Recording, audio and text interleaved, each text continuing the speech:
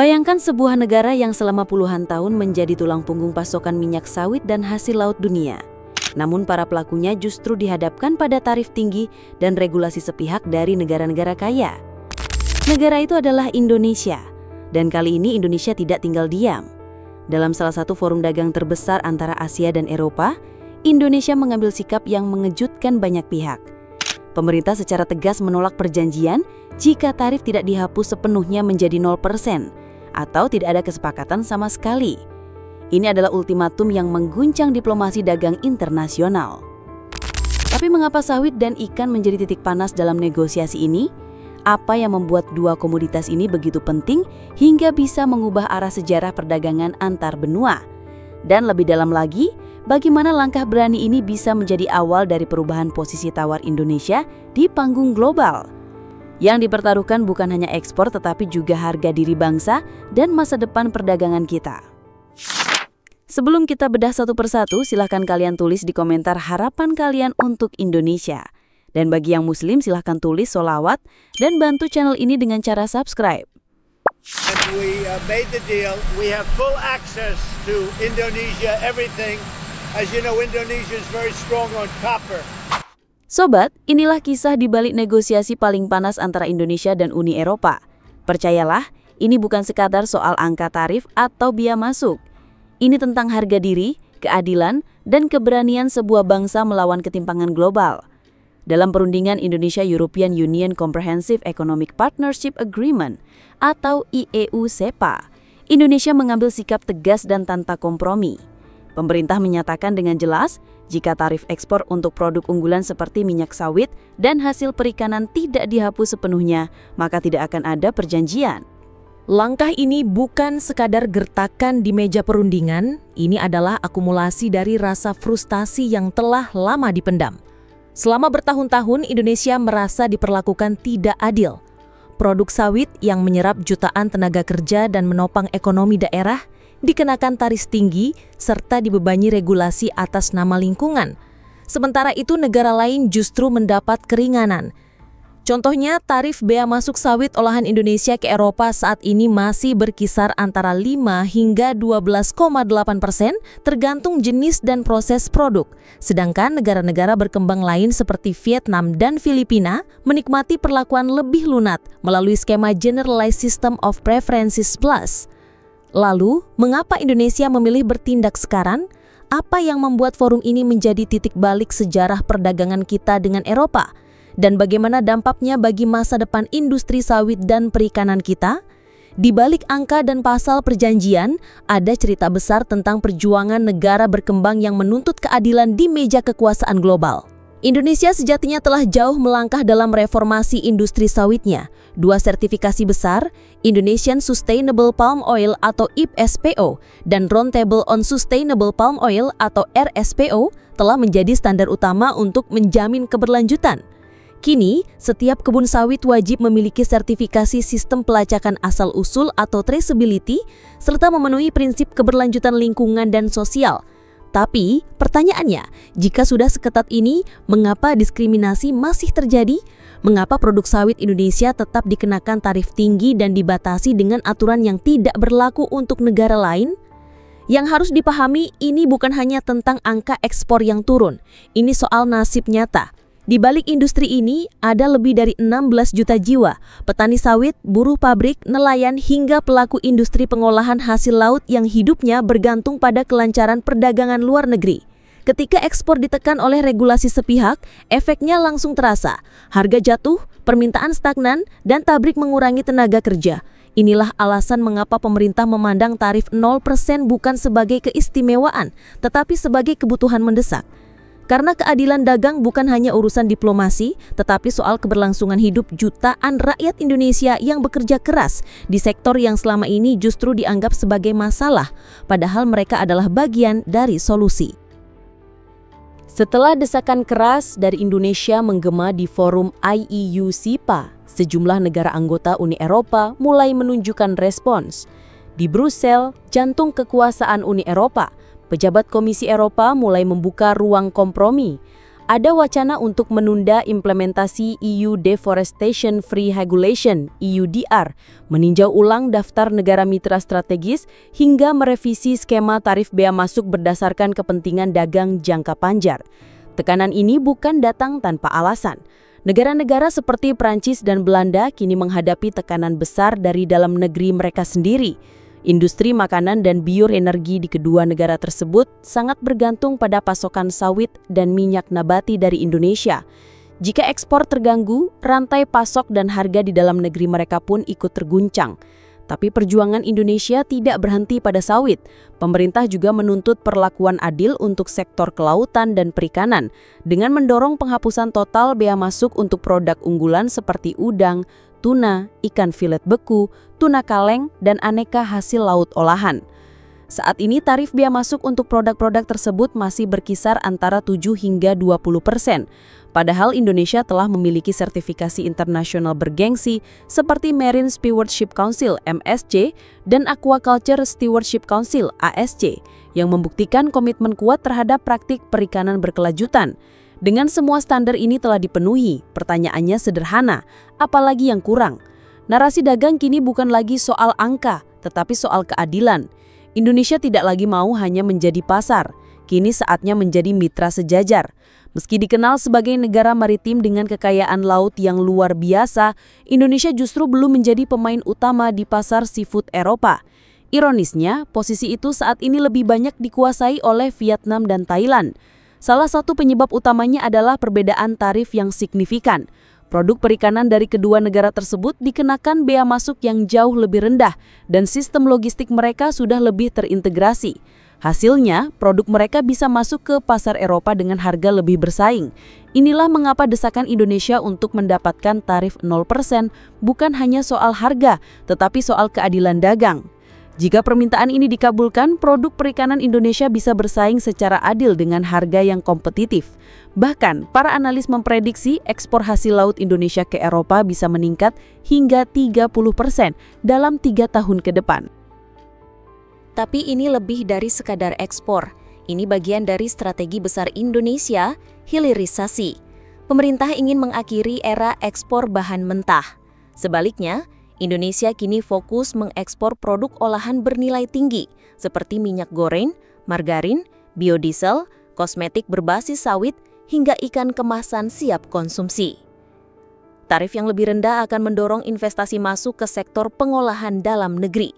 Dan itu berarti satu hal, terciptanya lapangan kerja baru, peningkatan nilai tambah produk nasional, dan pertumbuhan ekonomi yang lebih merata. Di dalam negeri, langkah ini mendapat dukungan luas. Berbagai fraksi di DPR menyuarakan sikap tegas. Indonesia tidak akan menandatangani perjanjian IEU-SEPA jika permintaan penghapusan tarif untuk sawit dan produk laut tidak dipenuhi. Ini bukan negosiasi biasa. Ini adalah pertarungan untuk masa depan industri dalam negeri dan simbol dari semangat kemandirian ekonomi Indonesia di panggung global. Apa yang dilakukan Indonesia hari ini bukan sekadar negosiasi dagang. Ini adalah ekspresi nyata dari semangat nasionalisme ekonomi. Sebuah pesan tegas bahwa Indonesia tidak mau lagi terus-menerus menjadi korban standar ganda negara-negara maju. Di satu sisi, Indonesia ditekan dengan regulasi lingkungan yang ketat. Tetapi di sisi lain, dituntut untuk terus menyuplai komoditas dengan harga murah. Menurut laporan terbaru dari tim negosiator, 90% isi perjanjian dagang Indonesia-Uni Eropa atau IEU-SEPA telah selesai. Namun yang tersisa adalah bagian paling krusial, bagian paling sensitif dari semuanya, tarif atas komoditas strategis seperti sawit dan hasil perikanan. Pemerintah menargetkan kesepakatan ini rampung pada pertengahan 2025, diratifikasi sebelum akhir tahun, dan mulai berlaku efektif pada 2026. Tapi Indonesia sudah menetapkan satu hal yang tak bisa ditawar. Garis merahnya sangat jelas, tanpa tarif 0% tidak ada kesepakatan. Dan ini bukan sekadar ancaman kosong, karena di balik tuntutan tersebut, Indonesia juga memberikan tawaran besar yang layak dipertimbangkan oleh Eropa. Pemerintah membuka pintu selebar-lebarnya bagi investor Eropa untuk masuk ke berbagai sektor strategis, mulai dari energi terbarukan seperti solar dan angin, mineral kritis seperti nikel dan tembaga, pengembangan kendaraan listrik, hingga industri semikonduktor dan transformasi digital. Ini bukan janji hampa, ini adalah tawaran konkret dari negara yang siap melangkah ke depan, bukan sebagai pemasok murah tetapi sebagai mitra sejajar dalam rantai pasok global. Keputusan Eropa dalam beberapa bulan ke depan bukan hanya akan menentukan arah hubungan bilateral, tetapi juga membentuk ulang peta perdagangan dunia. Dengan kombinasi modal dan teknologi dari Eropa serta sumber daya alam dan pasar domestik dari Indonesia, kerjasama ekonomi kedua kawasan sebenarnya bisa menjadi salah satu kolaborasi paling strategis dan saling menguntungkan di dunia. Namun tidak semua pihak melihatnya dari kacamata ekonomi saja. Sejumlah aktivis lingkungan terus menyuarakan kritik terhadap ekspansi industri sawit yang mereka nilai masih berpotensi merusak ekosistem hutan tropis. Namun Indonesia tidak tinggal diam. Pemerintah telah menyiapkan berbagai langkah untuk menjawab kritik tersebut. Sistem pelacakan asal-usul sawit kini berbasis geospasial dengan penerapan ketat pada standar ISPO dan RSPO. Bahkan teknologi digital dikembangkan untuk memetakan kebun dari hulu ke hilir secara transparan sehingga setiap tetes minyak sawit yang diekspor dapat ditelusuri dengan presisi. Tetap saja, tantangannya tidak kecil. Salah satu yang paling krusial adalah bagaimana melibatkan petani kecil yang jumlahnya mencapai jutaan orang dalam pelacakan digital ini. Banyak dari mereka belum memiliki akses terhadap teknologi dasar, apalagi perangkat berbasis GPS atau geotagging yang disyaratkan oleh Eropa. Disinilah muncul ketegangan dalam negosiasi. Uni Eropa ingin semua produk ekspor, baik sawit maupun hasil laut, dilengkapi pelacakan digital menyeluruh. Tapi Indonesia menolak pendekatan yang bersifat memaksa. Alasannya jelas, syarat sepihak ini justru bisa menghancurkan mata pencarian lebih dari 8 juta petani dan nelayan kecil yang belum siap secara infrastruktur maupun ekonomi. Solusi yang ditawarkan Indonesia bukan konfrontatif, melainkan progresif. Pendekatannya bertahap dan berbasis insentif, bukan hukuman. Artinya, mereka yang memenuhi standar diberi akses dan manfaat lebih, sementara yang belum siap diberi waktu dan bantuan untuk beradaptasi. Ini bukan kompromi kelemahan, melainkan jalan tengah menuju transformasi berkelanjutan yang lebih adil, bukan hanya bagi alam, tetapi juga bagi manusia yang menggantungkan hidup dari tanah dan laut negeri ini. Pemerintah Indonesia tidak sekadar mendorong transformasi digital demi memenuhi tuntutan global, tetapi ingin prosesnya berjalan secara inklusif dan adil. Prinsipnya jelas, tidak boleh ada kelompok yang tertinggal, apalagi jutaan petani dan nelayan kecil yang menjadi tulang punggung ekspor komoditas strategis negeri ini. Dan di tengah perjuangan itu, datang kabar penting dari panggung perdagangan dunia. Awal tahun 2025, World Trade Organization atau WTO mengeluarkan putusan bersejarah. Perlakuan diskriminatif Uni Eropa terhadap biofuel berbasis sawit dinyatakan melanggar prinsip dasar perdagangan bebas. Ini bukan sekadar kemenangan diplomatik, tetapi penegasan bahwa kekhawatiran Indonesia selama ini memang berdasar. Putusan ini langsung memperkuat posisi Indonesia dalam negosiasi EU-SEPA. Kini, yang dibawa ke meja perundingan bukan hanya tuntutan politis, tetapi juga bukti sahih dari lembaga internasional tertinggi di bidang perdagangan. Indonesia dan negara berkembang lainnya kini punya pijakan hukum yang kuat untuk menuntut perlakuan adil dan setara dalam sistem perdagangan global. Jika kesepakatan ini benar-benar tercapai dengan tarif bea masuk 0% untuk produk sawit dan perikanan Indonesia, dampaknya bisa sangat besar. Proyeksinya, ekspor ke pasar Eropa bisa melonjak hingga 50% hanya dalam 3 tahun pertama. Nilainya diperkirakan tembus lebih dari 10 miliar euro per tahun, atau setara dengan 170 hingga 180 triliun rupiah. Sumber devisa, lapangan kerja, dan pertumbuhan ekonomi yang nyata bagi jutaan rakyat Indonesia. Ini bukan hanya tentang ekspor, ini tentang mengubah posisi Indonesia dari sekadar pemasok menjadi mitra strategis dalam rantai pasok global. Sebuah langkah maju menuju kedaulatan ekonomi yang lebih bermartabat. Ini bukan sekadar surplus perdagangan, tetapi tentang penguatan nilai tukar rupiah, penyerapan tenaga kerja, kesejahteraan petani dan nelayan, serta pertumbuhan UMKM dan koperasi. Di tengah semua gegap gempita pembangunan ibu kota Nusantara, kita semua dihadapkan pada satu pertanyaan penting. Akankah kita jadi penonton atau jadi bagian dari sejarah yang sedang ditulis ulang? Sebab perpindahan ibu kota ini bukan sekadar soal memindahkan gedung-gedung beton dari Jakarta ke Kalimantan. Ini adalah soal membangun masa depan Indonesia yang lebih adil, berkelanjutan, dan merata. Namun perubahan besar selalu datang dengan tantangan besar. UMKM lokal, warga asli hingga generasi muda di Kalimantan akan menjadi ujian utama dari keberhasilan proyek ini.